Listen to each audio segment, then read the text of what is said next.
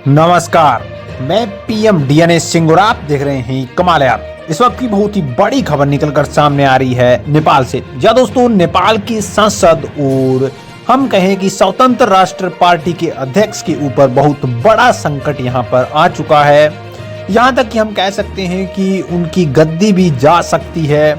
और कहीं ना कहीं देखा जाए तो नेपाल के उन लोगों के लिए जिन्होंने बहुत बड़ा सपना देखा था एक युवा पार्टी को बढ़ाने का, उनके लिए बहुत बड़ा यहाँ पे धक्का लगने वाली खबर हम कह सकते हैं इसको। और इसके साथ साथ उसके ऊपर भी यहाँ पे हम कहें कि जो इसके अध्यक्ष हैं स्वतंत्र राष्ट्र पार्टी के, उनको भी बहुत बड़ा यहाँ पे नुकसान हो सकता है अगर ऐसा नतीजा आता है तो। जी दोस्तों, क्या यहाँ पे हुआ है ये सारी बातें इस वीडियो में करने वाले हैं, तो वीडियो के अंत तक बने रहिए। और अगर आप चैनल पे नए हो तो चैनल को सब्सक्राइब करके बेल आइकन दबा दीजिए ताकि आप अपडेट भी सबसे पहले मिलकर। चलिए वीडियो शुरू करते हैं।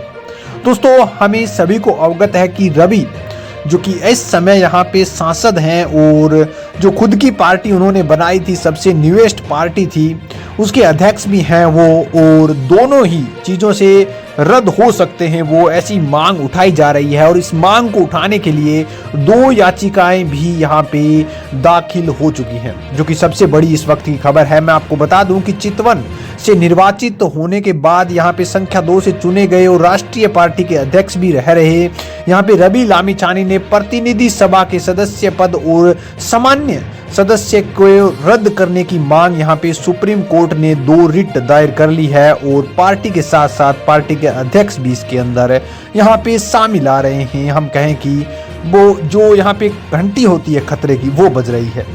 मैं आपको बता दूं कि ये जो मसला है वो वैसे तो आप सभी को पता है कि दोहरी नागरिकता को लेकर चल रहा है। इस नागरिकता को लेकर पहले भी यहाँ पे विवाद में रहे थे, जब चुनाव शुरू हुए थे उससे पहले भी यहाँ पे रवि लामिछाने को कहा गया था कि आप प्रमाणित कीजिए इस चीज़ को कि आपके पास एक ही देश की नागरिकता है, यानी कि आप नेपाल के ही निवासी हैं इस वक्त। क्योंकि वो जब अमेरिका में गए थे तब उन्होंने अमेरिका में, वो बताते हैं कि उनकी नागरिकता वहाँ की थी, और जब वो वापस आ गए थे तब उन्होंने कहीं ना कहीं देखा जाए तो अमेरिका के राजदूत से तो ये चीज़ करवा ली थी, वो बताते हैं। लेकिन वो कहते हैं कि उन्होंने दोबारा से इसे रीस्टार्ट नहीं करवाया, जो नेपाल की यहाँ पे नागरिकता है उस चीज़ को। और इसी वजह से यहाँ पे वो ये भी कहते हैं कि ये कहीं ना कहीं देखा जाए तो सिस्टम की गलती है, क्योंकि सिस्टम ने उनकी जो यहाँ पे आइडेंटिटी थी उसे बंद ही नहीं किया, और इसकी वजह से उन्हें ज़रूरत ही नहीं पड़ी कि उन्हें वो दोबारा से स्टार्ट करवानी पड़े आईडी।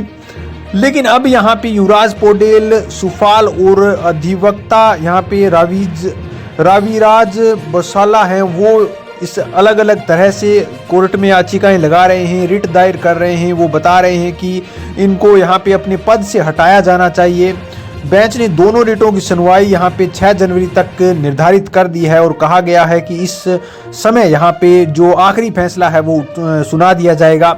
पौडेल ने भी यहाँ पे गैर नेपाली नागरिकता को राजनीतिक दलों के पंजीकरण करवाने और यहाँ पे प्रतिनिधि सभा के उम्मीदवार बनने की अनुमति देने के लिए चुनाव आयोग के खिलाफ भी एक रिट लगा दी है, जो कि कहीं न कहीं चुनाव आयोग की गलती पर भी बहुत बड़ा संशय बन जाएगा अगर ये फैसला आता है रवि लामिछाने के विरुद्ध। तो संवैधानिक न्यायालय के दायरे में यहाँ पे दोनों याचिकाओं में रवि लामिछाने की नागरिकता को अवैध बताया गया है, और मांग उठाई गई है कि सांसद के सदस्य के रूप में उनकी स्थिति और नेशनल इंडिपेंडेंट पार्टी के अध्यक्ष के रूप में उनके इन दोनों चीज़ों को हटाया जाए, और कानून के अनुसार ये जो पार्टी है उस तक को भी रद्द किया जाए। तो यहाँ पे देख सकते हैं कि कितना बड़ा यहाँ पे मैटर बन रहा है रवि लामिछाने को लेकर।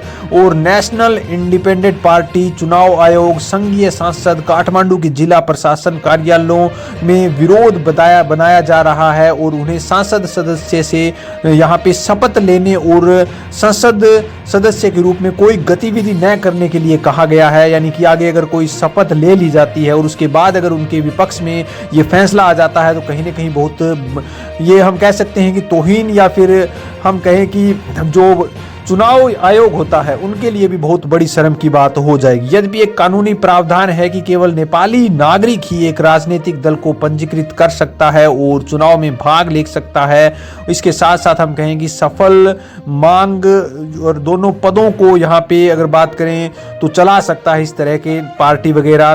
तो रवि लामिछानी के ऊपर ये बहुत बड़ा यहाँ पे ब्लेम जो उठ रहा है वो दोनों चीजों को कहीं ना कहीं खत्म कर सकता है। आपकी क्या राय इसके बारे में अपने विचार कमेंट सेक्शन में जरूर लिखिए। चलिए आज के लिए इतना रखते हैं, आगे कोई नया अपडेट मिलता है फिर आपके सामने जरूर। वीडियो को लाइक कीजिए, शेयर कीजिए और अगर आप चैनल पर नए हो चैनल को सब्सक्राइब करके बेल आइकन वाली ताकि आपको अपडेट भी सबसे पहले मिल सके।